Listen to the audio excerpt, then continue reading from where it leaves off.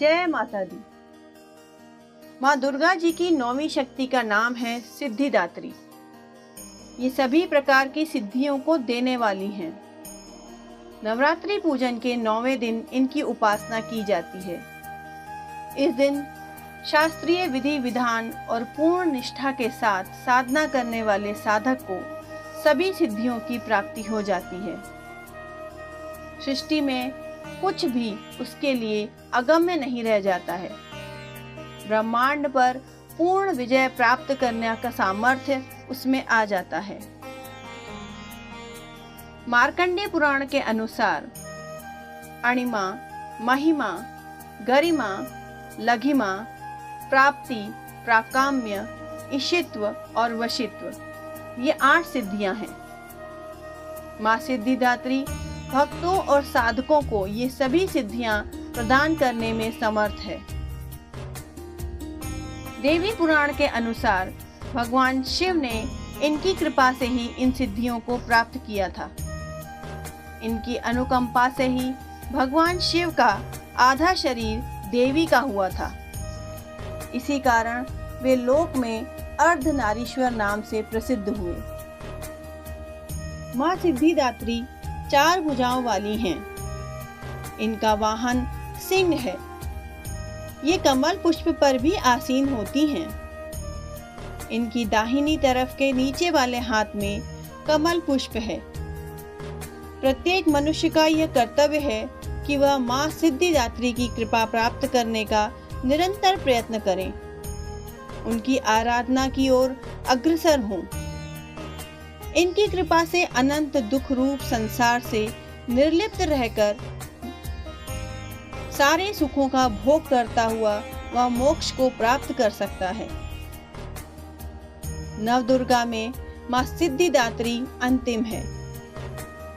अन्य 8 दुर्गाओं की पूजा उपासना शास्त्रीय विधि विधान के अनुसार करते हुए भक्त दुर्गा पूजा के 9वें दिन इनकी उपासना में प्रवृत्त होते हैं।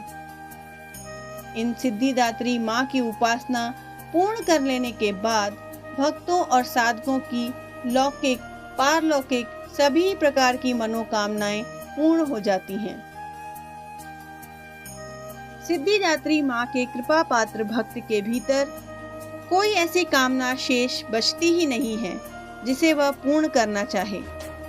वह सभी सांसारिक इच्छाओं, आवश्यकताओं और स्पर्धाओं से ऊपर उठकर मानसिक रूप से माँ भगवती के दिव्य लोकों में विचरण करता हुआ उनके कृपा रस पीयूष का निरंतर पान करता हुआ विषय भोग शून्य हो जाता है।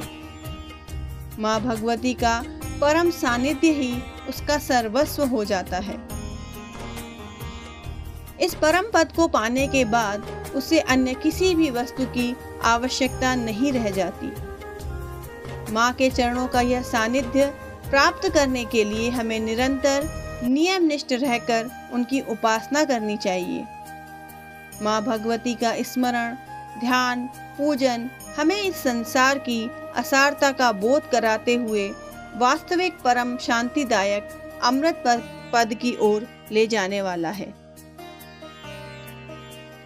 इनकी आराधना से जातक को सभी सिद्धियां प्राप्त होती हैं। आज के इस युग में इतना कठिन तप तो कोई नहीं कर सकता, लेकिन शक्ति अनुसार जप, तप, पूजा, अर्चना कर कुछ तो माँ की कृपा का पात्र बना ही जा सकता है। प्रत्येक सर्वसाधारण के लिए आराधना योग्य यह श्लोक सरल और स्पष्ट है। माँ जगदम्बे की भक्ति पाने के लिए इसे कंठस्थ कर नवरात्रि में 9वीं के दिन इसका जाप करना चाहिए।